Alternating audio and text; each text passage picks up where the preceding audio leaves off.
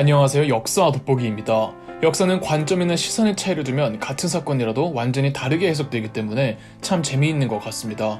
조선 전기 아주 유능한 두 절친 청년이 한때 뜻을 의기투합했으나 결국 서로 완전히 다른 길을 걷게 되었습니다. 바로 성삼문과 신숙주인데요. 세종대왕의 한글 창제 프로젝트에 참여하며 세종의 총애를 듬뿍 받고 있던 두 사람은 수양대군의 단종 왕위 찬탈기를 두고 서로 다른 선택을 합니다. 매죽한 성삼문은 지금의 충청도 홍성에서 태어났습니다. 성삼문은 조선의 개국공신 집안이고 큰 증조부 성성리는 이성계와 함께 고려 멸망에 아주 깊게 관여한 사람 중 한 명입니다. 더불어 성삼문의 할아버지와 아버지는 왜구 토벌과 여진족 토벌에 투입된 적도 있는 군인이었습니다. 성삼문은 군부 가문인 거예요. 이 성삼문은 어릴 적부터 시와 문장에 능했고 1438년 세종 제위 20년 20살의 나이로 과거 문과에 급제했습니다. 과거 급제 후 성삼문은 세종대왕의 싱크탱크 기관인 집현전으로 발령받습니다. 집현전 근무는 성삼문에게 정말 그의 학식과 커리어 면에서 큰 도움이 됐는데요. 집현전에서 만난 또래, 신숙주, 박팽년, 하위지 등 스터디 그룹을 만들어 북한산에 있는 진관사라는 절에서 학문 연구에 종사하게 됩니다. 사가독서라고 세종대왕이 집현전 학자들에게 휴가를 주고 학문 연구에 종사시켰습니다. 세종대왕은 그냥 관료인들이 임명만 하는 게 아니라 인재를 양성하는 거죠. 이때 성삼문이 신숙주와 더불어 집현전 학자들과 절친이 됩니다. 성삼문과 신숙주는 1살 차이입니다. 이 세종 말년에는 세종대왕이 한글 창제 프로젝트의 왕자들과 공주들 그리고 집현전의 일부 학자들을 동참하게 했는데 이때 투입됐던 집현전 멤버가 성삼문과 신숙주였습니다. 여기서 성삼문은 주로 대외적으로 자료 수집 업무를 담당했던 것으로 보입니다.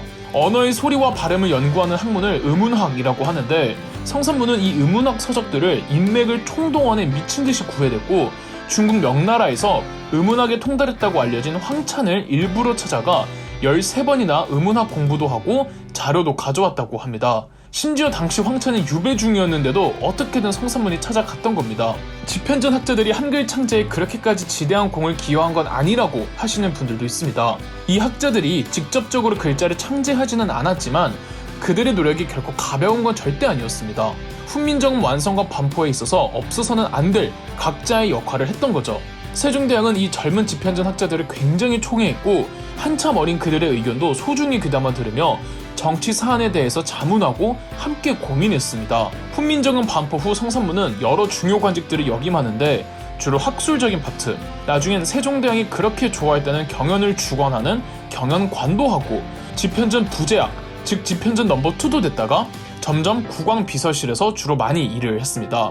한 번은 명나라 사신이 성삼문과 신숙주 두 사람의 작시 능력을 보고 동방에서 가장 학식이 뛰어난 사람이라고까지 했답니다. 세종대왕은 눈을 감는 순간까지도 집현전 학자들이 앞으로 조선의 미래를 이끌고 갈 주역들이라며 항상 곁에 두었답니다. 세종대왕은 이 집현전 학자들에게 아들 문종과 손자 단종까지 잘 부탁한다는 말을 남겼다죠. 세종대왕이 이 집현전 학자들이 굉장히 총애했고 또 문종도 아버지의 정책들을 유지해 나가기 때문에 이 집현전 학자 출신들의 정치적 힘과 기반이 상당히 탄탄했습니다. 그러다 문종도 제위 2년 만에 사망하고 어린 단종이 즉위하자 1453년 수양대군이 어린 단종을 곁에 두고 비선 실세로 군림하려던 김종서, 황보인 등을 살해하는 계유정난을 일으킵니다. 김종서는 당시 조선에서 워낙 사회적 존재가 압도적인 사람이었던지라 수양대군의 계유정난은 너무 충격적인 소식이었습니다. 정난이 있고 다음날 수양대군은 김종서, 황보인 등의 정적들을 제거하는 데 도움을 주었던 공신들을 발표합니다.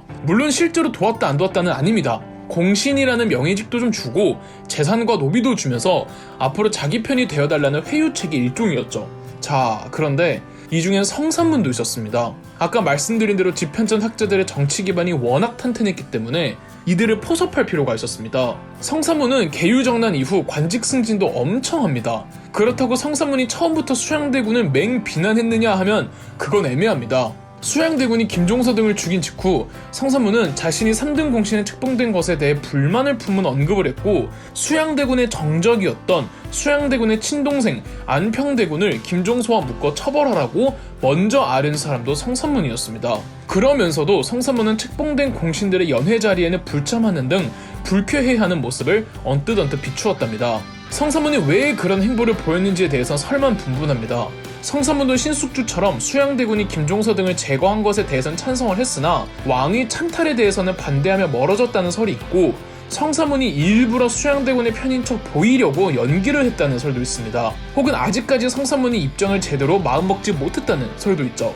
개유정난으로부터 2년 뒤 삼촌 수양대군의 노골적인 정치 압박에 단종은 스스로 삼촌에게 양위를 선언합니다. 수양대군이 7대왕 세조를 즉위하면서 세조는 다시 한번 좌익공신이라는 공신 책봉 명단을 발표하는데, 여기서도 성산문이 리스트에 있었답니다. 세조는 끝까지 신숙주를 내세워 성산문 등의 집현전 학자 출신들을 포섭하려고 했던 겁니다. 그 또 한 번의 예로 같은 집현전 학자 출신이자 신숙주 성산문과 같은 세대 중 하위지라고 세조 등국 후 세조의 왕권 강화 정책을 하위지가 강력하게 비판하자 세조가 처음에는 노발대발 하위지를 죽이겠다고 하고는 용서해주기도 했습니다.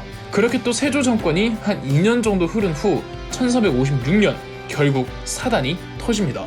세조가 아직 수양대군이었던 시절 성산문이 수양대군을 지지하는 발언들이 있었던 건 맞지만, 수양대군이 세조를 즉위하면서는 확실히 성산문도 세조의 강경한 왕권 강화책에 다른 집현전 학자 출신들과 함께 반발하는 모습을 보입니다.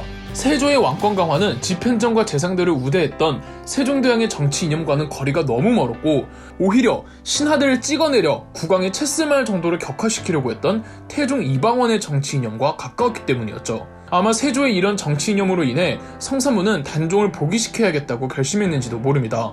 성산문은 수양대군 시절부터 수양대군을 싫어했던 과거 동료들을 모읍니다. 주축은 집현전 학자 출신들이었으며 그들의 가족 내지 친척들, 그리고 왕실 종친들 중 세조에게 붙지 않은, 예컨대 세조의 친동생 중 한 명이었던 금성대군과 여러 번 만남을 가지며 쿠데타를 모의합니다. 이른바 단종 복위운동. 이때 성산문은 신숙주에게도 제안을 했다고 합니다. 신숙주는 거절을 했고요. 아니, 어떻게 성산문은 세조의 양팔 중 하나인 신숙주에게 제안할 수 있지? 생각하실 수도 있겠지만, 아직까지 신숙주가 그렇게까지 세조의 최측근 중심부에 있던 건 아니었습니다.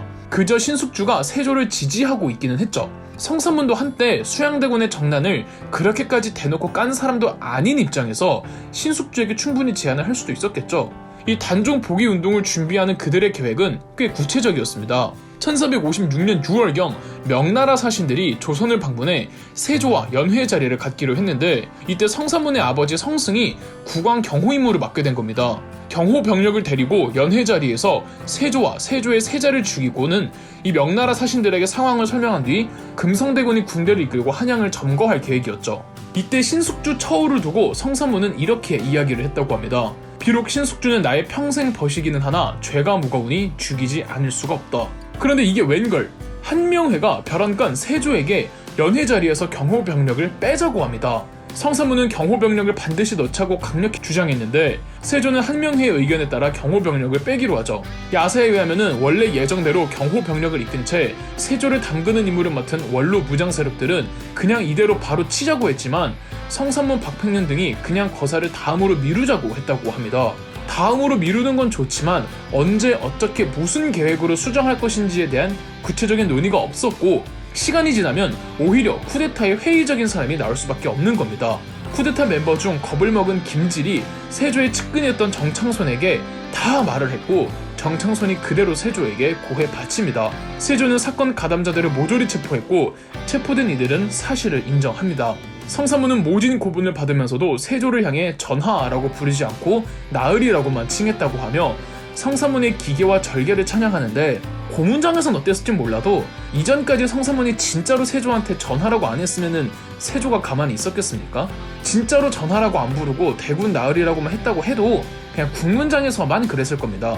사건 주동자 중 박팽년은 고문을 받다가 바로 사망하고, 성산문을 포함해 나머지에 대해선 영모죄가 적용되어 팔다리가 찢기는 거열형으로 사용됐고, 목은 3일간 효수되었습니다. 성산문의 집 전체가 풍비박산났고, 집안 남자들은 아버지 동생들 전원 처형됐으며 집안 여자들은 관비로 전락합니다. 성산문의 시체는 전국으로 흩뿌려져 버렸고, 몇백 년 뒤 조선 후기 김시습이 성산문이 거열형을 당했던 노량진의 사육신 묘를 조성해 주었고, 다리 한쪽의 시체가 전해지던 논산에서는 사람들이 성산문의 묘를 또 만들어 주었답니다. 흔히들 이때 사형당한 이들을 사육신이라고 부르는데, 당시에 사육신이라고 불렀던 건 아니었습니다. 나중에 남효온이 성산문 등 단종 복위운동을 조금 극적으로 묘사한 육신전에서 남효원이 단종 복위운동을 주도했던 6명, 성삼문, 박팽년, 하위지, 이계, 유성원, 유흥부 등을 사육신이라고 부르면서 이름이 널리 퍼진 겁니다. 세종대왕 시절 성삼문이 과거 시험을 쳤을 때 세종대왕은 법이란 만들면 폐단이 생기는 법이다. 어떻게 해야 하나? 라는 질문에 성삼문은 이렇게 대답했다고 합니다. 법은 정치를 하는 도구의 하나이며 정치의 근본은 마음입니다. 윗사람이 된 자가 마음만 보존하고 법을 들어 정치를 한다면 어떤 어려움이 있겠습니까? 법에 폐단이 생기는 이유는 후대의 사람들이 마음을 보존한 채 정치를 하지 못했기 때문입니다. 법이 발표되기 전에 마음을 보존하고 기르며 바야흐로 마음의 싹을 피운다면 온갖 일이 번잡하더라도 하나하나 잘 다스릴 수 있을 겁니다. 성삼문의 호는 매주컨이었습니다. 성삼문은 매화 같고 대나무 같은 사람이었던 거죠.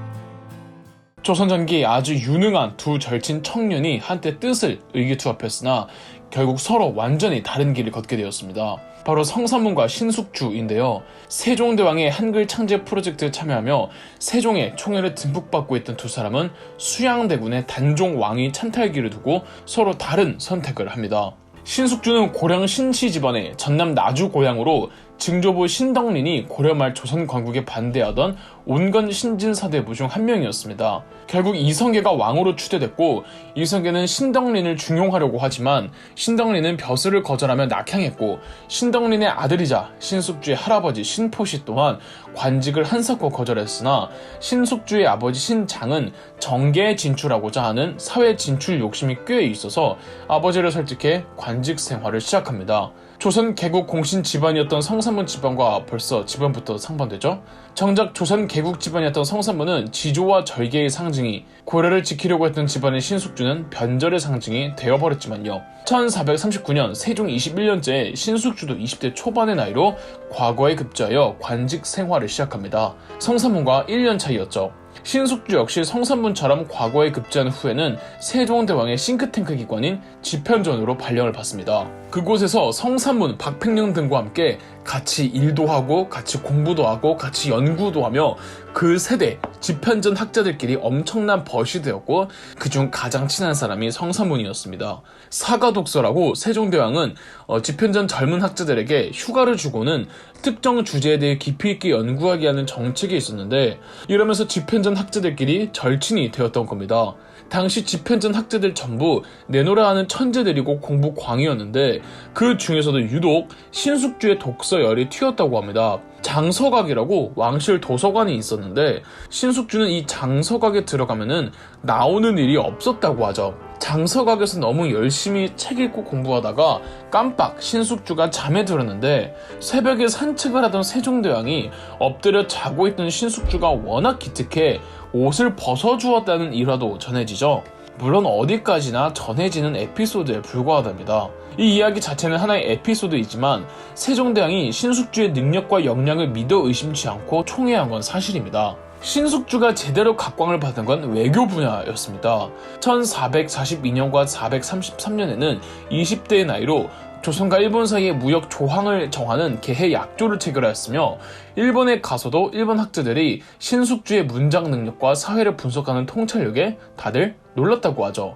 이 몸이 안 좋아서 주변에서 가지 말라고 해도 굳이 자기가 가야 한다며 아픈 몸을 이끌고 일하러 갔다고도 하죠. 몇십 년 후의 일이지만 나중에 신숙주는 이때의 경험으로 일본을 포함해 오키나와의 사회 풍속과 역사를 정리한 해동 제국기를 편찬했으며 이는 지금까지도 중요한 역사적 사료로 평가받고 있답니다. 이렇게 능력도 좋고 어디 가서 칭찬만 받아오고 성실한데 어느 직장 상사가 싫어하겠습니까? 세종대왕은 집현전 청년 학자들을 아끼면서도 그 중에서도 유독 성삼문 신숙주를 가까이 했습니다. 두 사람은 세종대왕의 극비 프로젝트 한글 창제 후반 작업에도 참여를 하거든요. 신숙주는 이 한글 프로젝트에 참여를 할 수밖에 없었던 게 무려 8개의 국어에 능통했던 언어 천재였거든요. 용비어천가, 동국정운 등 세종대왕이 한글로 책들을 편찬해서 보급화하려고 할 때 늘 핵심 멤버에 껴 있었습니다. 한 번은 명나라 사신이 성삼문과 신숙주 두 사람의 작시 능력을 보고 동방에서 가장 학식이 뛰어난 사람이라고까지 했답니다. 세종대왕은 눈을 감는 순간까지도 집현전 학자들이 앞으로 조선의 미래를 이끌고 갈 주역들이라며 항상 곁에 두었답니다. 세종대왕은 이 집현전 학자들에게 아들 문종과 손자 단종까지 잘 부탁한다는 말을 남겼다죠. 세종대왕이 이 집현전 학자들을 굉장히 총애했고 또 문종도 아버지의 정책들을 유지해 나갔기 때문에 이 집현전 학자 출신들의 정치적 힘과 기반이 상당히 탄탄했습니다. 세종대왕은 본인도 장남 출신도 아니기도 했고 유전자 어디 안 간다고 세종대왕의 아들들이 다 하나같이 평균 이상은 다 하는 똑똑한 인재들이었습니다. 그래서 세종대왕 그리고 동생들 엄청 챙겼던 세종대왕의 장남 문종도 이 왕자들에게 주요 국가 업무를 배당해주고 그랬습니다. 원래 왕족은 정치에 관여해서는 안 된다는 원칙을 무시하고요. 그러다 보니 국가 행정 업무는 권한을 만들고 이 권한은 정치 권력을 형성하게 되는데 문종 당시 투톱 왕자들은 둘째 수양대군과 셋째 안평대군이었습니다. 정파도 두 왕자로 나뉘었는데 이 신숙주 성삼문 포함 집현전 학자 출신들은 문종 때까지는 안평대군과 더 친했습니다. 안평대군은 아버지 세종대왕을 닮아서 문예적이고 학술적인 능력이 탁월했거든요. 그런데 문종이 2년 만에 죽고 어린 아들 단종이 즉위했을 때 신숙주가 수양대군과 급격하게 친해집니다. 사실 신숙주 자체가 원래 주변에 적이 없었습니다. 팔을 따지지 않고 혹은 관직의 등급도 따지지 않고 웬만한 사람들과 다 잘 어울려 지냈습니다.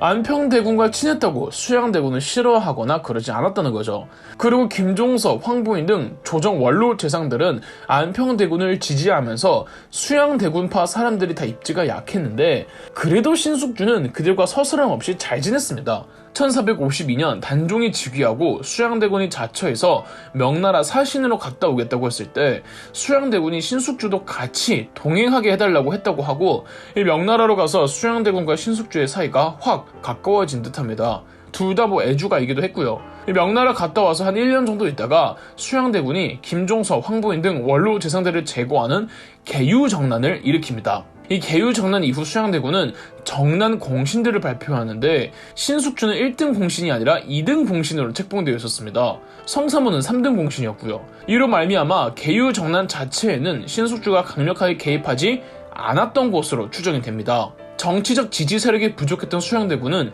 기반이 튼튼했던 집현전 학자 출신 정치인들의 힘이 필요했고 이들을 회유하고자 공신 명단에 넣어주었는데 이 중에서 조금 더 친했던 신숙주는 2등으로 해준 거겠죠. 그로부터 2년 뒤 결국 수양대군은 조카 단종으로부터 강제 양위를 받아냅니다. 이때도 좌익공신이라고 공신 명단을 발표하는데 이때는 신숙주가 당당하게 1등 공신에 임명되어 있고 다른 집현전 학자 출신들은 3등 공신인 걸로 봐서는 이때부터 신숙주가 수양대군을 강력하게 지지하는 것으로 볼 수도 있겠죠. 그리고 성삼문 등 다른 집현전 학자 출신들도 어쨌든 공신으로 임명된 것으로 봐서는 세조가 즉위할 때까지는 엄청난 반발을 하지는 않았다는 뜻이겠죠. 그러나 문제는 수양대군이 세조가 된 다음이었습니다. 세조는 즉위 후 강력한 왕권 강화책을 밀고 나갔습니다. 이는 세종, 문종 치세의 정책들을 다 뒤엎는 일이었으며 태종 이방원 때를 회귀하는 정책들이었죠. 이를 두고 집현전 학자 출신들이 싹 세조에게 등을 확실하게 돌립니다. 신숙주 빼고요. 성사문은 동료들을 모아 단종 복위운동을 준비하고 이때 신숙주에게도 동참을 제안합니다. 단 신숙주는 거절하죠. 즉 신숙주는 사전에 알고 있었던 겁니다. 그렇다면 신숙주가 이 쿠데타 모의를 세조에게 일렀을까요? 성삼문 등의 주동자들은 명나라 사신 연회 자리에 맞춰서 때마침 성삼문의 부친을 포함해 경호 병력을 이끌게 되자 그 경호 병력으로 거사를 계획하기로 하는데 연회 며칠 전 한명회의 건의로 경호 병력을 투입시키지 말자고 하면서 거사 계획이 실패합니다. 이를 두고 신숙주가 일렀던 게 아니냐고 할 수 있겠지만 신숙주가 정말 일렀다면 세조가 가만히 있진 않았겠죠. 그런데 세조는 무심하게 경호 병력을 빼자고 했고 그 외에 무슨 사건이 따로 터지지는 않았습니다. 그러다 좀 있다가 단종 복위운동 가담자들 중 겁을 먹은 한 사람이 세조파였던 정창손에게 고발했고 그제서야 세조 귀에 계획이 들어가자 노발대발한 세조가 단종 복위운동 가담자들을 전부 체포합니다. 내부 고발자가 생기고 나서야 세조가 체포한 것을 보면은 이전까지는 그 계획을 몰랐던 게 되겠죠. 그래도 신숙주는 계획을 미리 알고 있으면서도 세조에게 이르지는 않았다는 게 됩니다. 이랬다가는 어떻게 되는지 뻔히 보이고 그 사람들 몇십 년을 함께한 친구들인데 어떻게 그랬겠습니까? 그러나 결국 계획이 다 발각되어 단종 포기 운동에 가담했던 모든 인원들은 극형을 받아 사망합니다. 신숙주는 고문받는 옛 친구들을 목격하며 그들로부터 온갖 욕을 먹었죠. 사육신 사건 자체는 신숙주가 동료들을 배신한 건 아니죠. 그저 사건에 가담하지 않았을 뿐인걸요. 그러나 사육신 사건 후 신숙주는 세조에게 강등된 단종에 대한 처벌을 강력하게 주장했고 결국 단종은 비명에 가게 됩니다. 이후 신숙주는 세조의 양팔 중 하나가 되었으며 외구토벌, 여진족 북벌, 대일본 외교 등 군사적으로도 두각을 보였으며 조선을 지탱하는 중추적 역할을 했으며 능력치만 두고 따졌을 때는 당대 최고 불임금 실력자였습니다. 나중에 영의정까지 올랐고 세조 사후 예종, 성종의 직위에 강한 영향력을 발휘할 정도로 막강한 권력을 누립니다. 그러나 결코 부패한 정치는 아니었으며 죽는 순간까지도 대여진 대일본 외교를 주관하다가 눈을 감습니다. 세간에는 신숙주를 개쓰레기로 묘사를 합니다. 의도적으로 지조를 지킨 성산모가 대비시키기 위함이겠지만 역사의 사건과 인물을 파악할 때 현실적인 관점과 도덕적인 관점을 구분할 필요가 있습니다.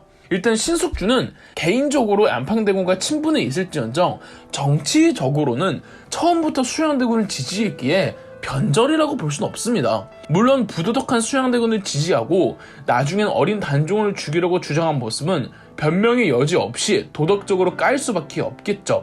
그런데 배신과 변절의 아이콘이라고 하기에는 딱히 배신을 한 적도 변절을 한 적도 없습니다. 그저 신숙주는 자기 능력과 역량을 발휘할 수 있는 길을 택한 겁니다. 신숙주가 살아있는 덕분에 신숙주가 조선에 이바지한 공헌은 이루 말할 수 없습니다. 반면 성사무는 이토록 타락한 세상이라면 능력도 발휘하기 싫다며 이상과 원론을 추구했을 뿐이고요. 서로 다른 길을 걸었을 뿐 한쪽을 지나치게 신격화하고 다른 한쪽을 지나치게 깎아내릴 필요는 없다고 생각합니다. 지난번 성사문 영상 마지막에 성사문의 과거시험 답안지를 말씀드렸죠. 똑같은 과거시험 문제에 신숙주는 이런 답안지를 작성했습니다. 법이라는 것이 시간이 지나면 폐단이 생길 수밖에 없다지만 한 가지 폐단을 고치고자 너무 많은 것을 바꾸어 버리면 또 다른 폐단이 생깁니다. 폐단을 조율하는 것은 사람을 임용하는 데 있습니다. 전하께서는 날마다 대신과 더불어 폐단을 구제할 방도를 강구하여 행하시면 누적된 폐단을 구제하기 어려울까